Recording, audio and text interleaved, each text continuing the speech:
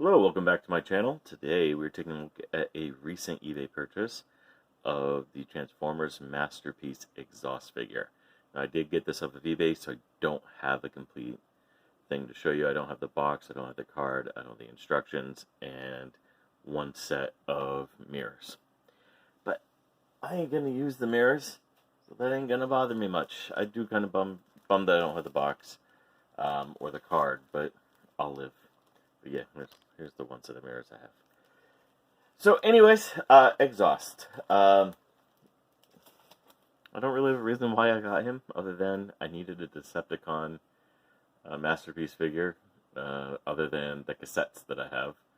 And even those I got on eBay, and I'm not dropping the amount of money that they want me to drop in order to get the current Seekers. It's just ridiculous.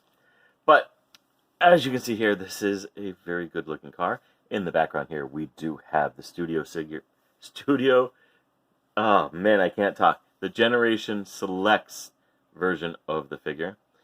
Just to give you just a comparison here. I mean, they are both race cars. They both have red accents, mimicking Marlboro. For legal reasons, they can't. And they both store their missile launchers, their drone launchers up top. Works better on this one than this one. This is a little awkward. But his underside weapon, now that looks really cool. So who is Exhaust? Exhaust is a character based off of the Diaclone version of Wheeljack. There was a version that had the different face mask, and he had some misspellings for Marlboro cigarettes on his car. He had the Marlboro design on there. As far as the character goes, for legal reasons, they can't do that. That actually held this figure up in court for a while before it could get released here in the States. For legal reasons, they can't do that. But according to the wiki, he is a character who can turn himself completely into mist, kind of like Amelia Vaught from X-Men, or Vincent from Generation X. That just shows you how old I am. I'm referencing characters you probably never heard of. But it is what it is. It is a fantastic looking car, though, and I'm glad we got this figure. I'm glad that we've gotten two versions of this character. Now, this, of course, is a few years old. This is about a year old, but I didn't have this before, and now I do. But as you can see, it does look good for the most part. Again, the weapon storage, not the best. But let's go ahead and take this out. These, of course, split apart later to form his shoulder rocket, which are called drones. But just taking a look at the decals here. First, this is where the gun plugs in. It does get a Decepticon symbol versus the Bounty Hunter symbol. There's some slight discoloration here that has me a little bit nervous. But, yeah. I do like how this looks. This actually looks pretty good. It gives him like a second exhaust. Granted, it's bigger than the others. As far as the alt mode goes, I mean, Masterpiece are a little bit more fun. I really do like how well these alt modes look. I do. And the weapon storage, not always the best. No, Sunstreaker, of course, has some really good weapon storage. Road Rage, if you put her into flight mode, has good weapon storage. B has some pretty good stuff, too. The rest of them are pretty wonky. Generation 2 Sideswipes is hilarious. But it is what it is. And it is a good alt mode, and as you can see, it rolls. It does all what it's supposed to do. Now, of course, it does have some sponsors on here. They're not legitimate companies, other than the Lancia, which is the type of car he is. Got something called Sidestream.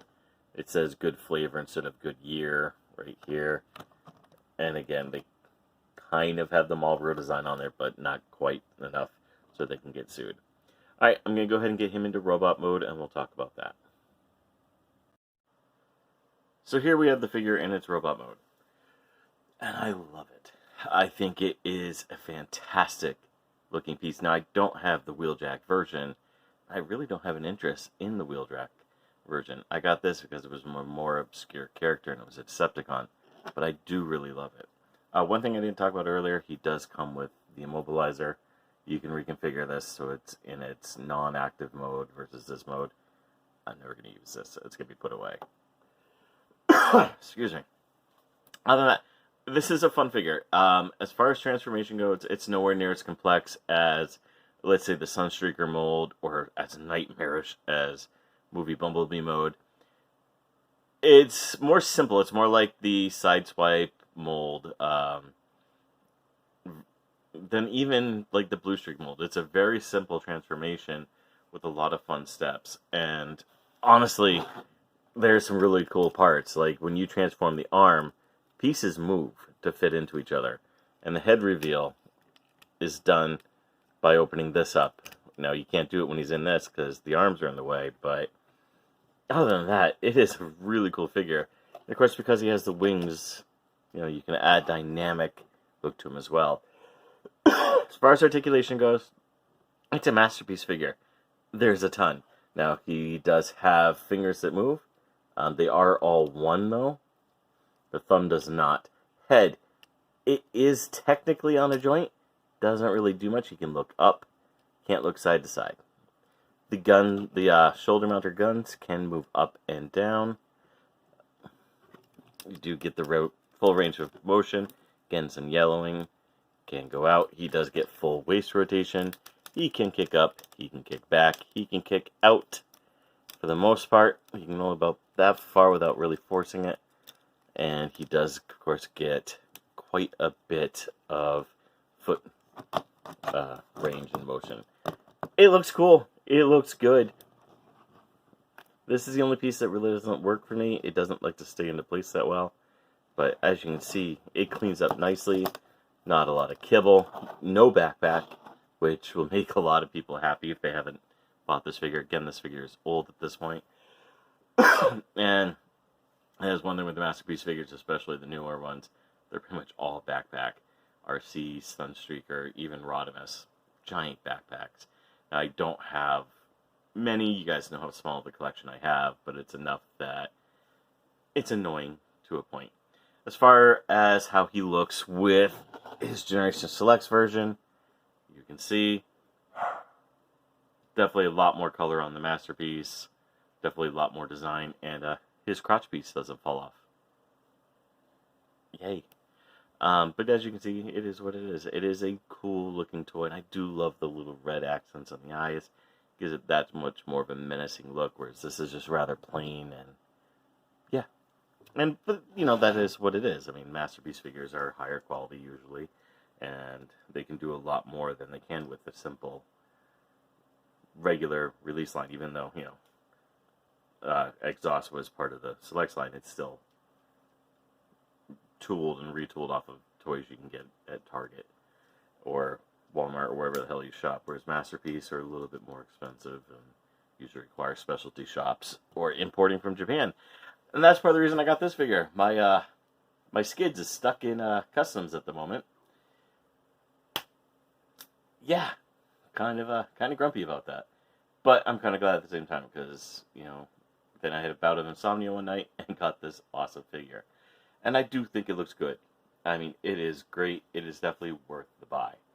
But how does it look with other Masterpiece figures? That is the question.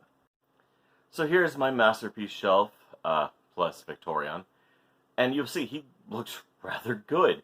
Now, he is white, and I do live in Florida, so I'm going to have to put him in the back so he doesn't yellow as much. But, I mean, if you look at it, he looks fantastic up here with these other Masterpiece figures. And as you can see, I mean, it's really cool looking. Now, of course, you can't see all the characters because it is a shelf and I don't have it lit. But, again, he does look good. And that's one of the cool things is, even though he's an obscure character and a retool and a redeco of another character, he does still have that really good design. And I'm glad for it. Let's go ahead and just zoom in here just a little bit and see him. Oh, found my flashlight. Just to show you the rest of this shelf, how that's going along. But yeah, he does look good. Now I'm going to have to, of course, reorganize this a little bit, make it look cleaner, and get all them pointing out like they're supposed to be again, but again, it's a good figure, and I can't wait for Skids to come in so I can add some more to it. I do want to start collecting Decepticons. Unfortunately, they don't have any within my price range. I'm not spending $200 on a toy that isn't 25 years old or older. I'm sorry. Or, giant. But it is what it is, and, eventually I'd like to get some more. And hopefully they start doing some more Decepticons other than the Seekers and Megatron. I would love to have Soundwave or Sound Blaster.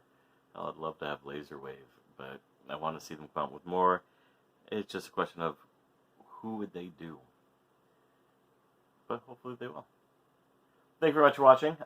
Please hit like, subscribe, comment down below. Tell me what you liked, what you didn't like. And we will see you hopefully soon with Skids. Thank you.